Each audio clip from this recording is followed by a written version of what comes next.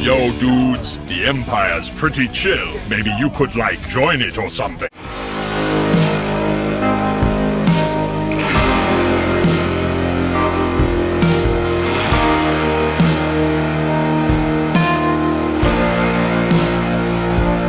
Hey everyone, Luke Immerse Prime here, so it's time for another episode of my series of Old is Better Than New.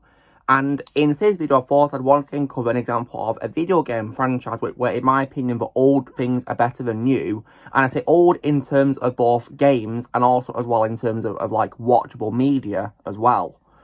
And this, when it comes to the old parts of this franchise, is one of my favourite first-person shooter franchises of all time. And it's also, shall I say, a sci-fi first-person shooter action game as well. And this franchise, what I would personally say the old is better than the new for it, is none other than Halo.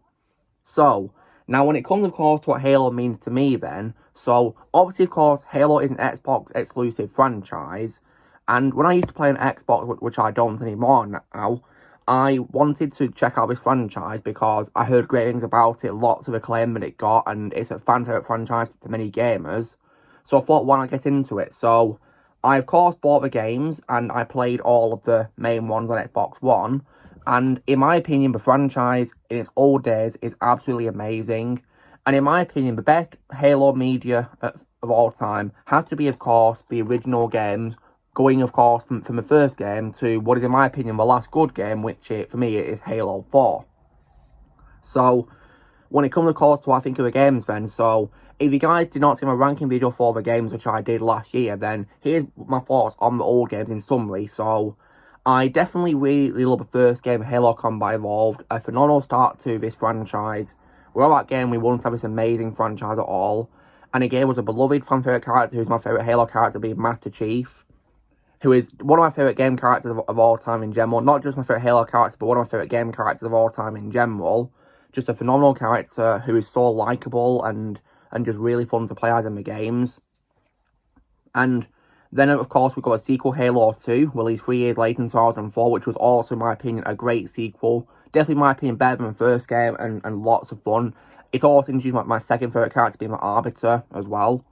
And then after that, of course, 3 years later, we then got what is actually my all-time favourite Halo game, which is Halo 3. Halo 3 is not just my favourite franchise, but one of my favourite video games in general. One of my favourite first-person shooter games in general as well. Just an absolutely phenomenal game, in my opinion. Just incredible. And I loved every single thing about Halo 3. Just a phenomenal game. Then, after that as well, we also got the spin-off Halo 3, which is Halo 3 ODST, which I thought was decently good in my opinion. It's like a different approach because you don't play as Chief, you play as like ODST soldiers. And I thought it was worth it. It was a decent game, you know, going in a different direction. I think it did it really well in my opinion. Then we got what is, in my opinion, the best game out of a spin-off which don't feature Master Chief, which is, for me, Halo Reach. And I heard that game apparently got negative reception, but for me personally, I love Halo Reach. I thought it was a really good game. I really enjoyed Halo Reach. And then, of course, in 2012, we got Halo 4, which, of course, is the last Halo game to be released on 7th generation consoles.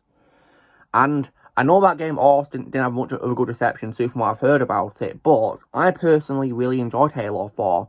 I personally think it's an underrated game, with, in my opinion, great graphics and great gameplay as well. And I definitely really enjoyed it. I thought it was an underrated game. And I liked it doing something different, introducing new villains. And it's, of course, acknowledged that the villains, being the Flood, were already defeated in Halo 3's ending. So I really appreciated that it made Halo 3's ending have a meaning. And that's why I think it's an underrated game. And to me, that is the last of the good games. Because what I appreciate about the old games is, I've already said the introduce of beloved fan-favourite character being Master Chief. And also, the gameplay is, in my opinion, absolutely awesome. You get such a hyped feeling when you play the Halo games, the old ones. And they're just so much fun to play through. And I also appreciate how the gameplay is also different to other first-person shooter franchises. Because, obviously, at the time, the Halo franchise was competing with other first-person shooters. But I really appreciated how its gameplay was slightly different and not just a copycat or a clone of other FPS games. So I really appreciated that it was unique in that sense.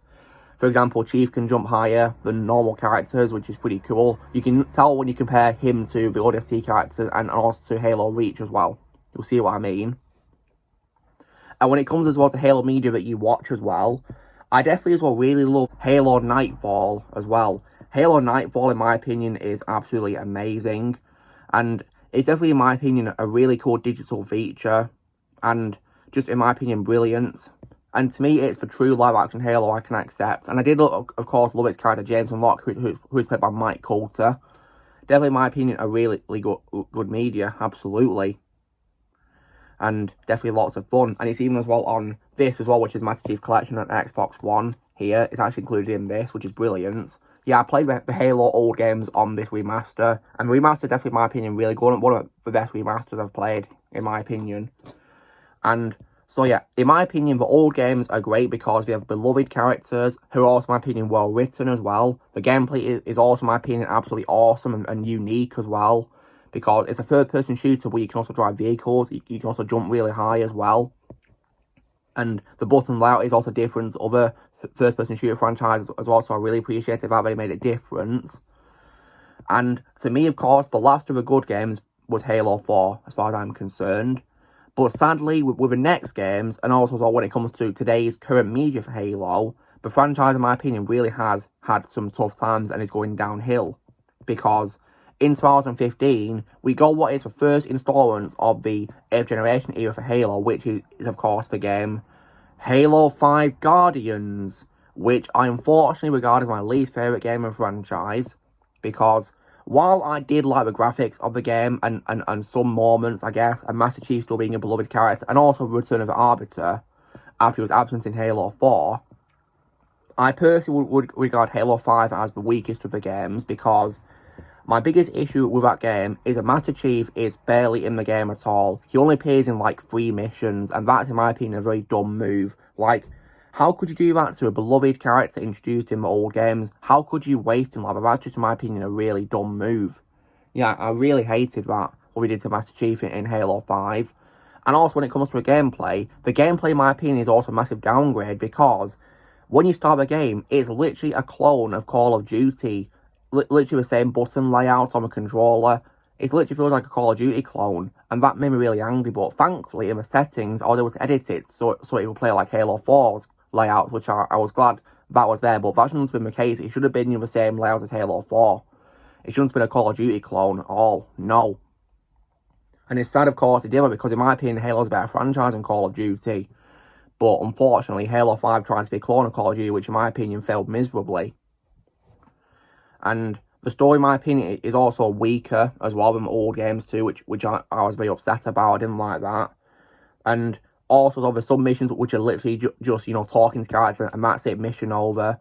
Like, because compared to the first 4 games and the 2 spin-offs I've just talked about, Halo 5, I feel, lacks the action, which those games had so much of, and which made them lots of fun to play through. Because those games were jam-packed with lots of fast-paced, fun action, which I really enjoyed playing, and which is why I regard Halo in its old days as a great franchise, one of the greatest of all time.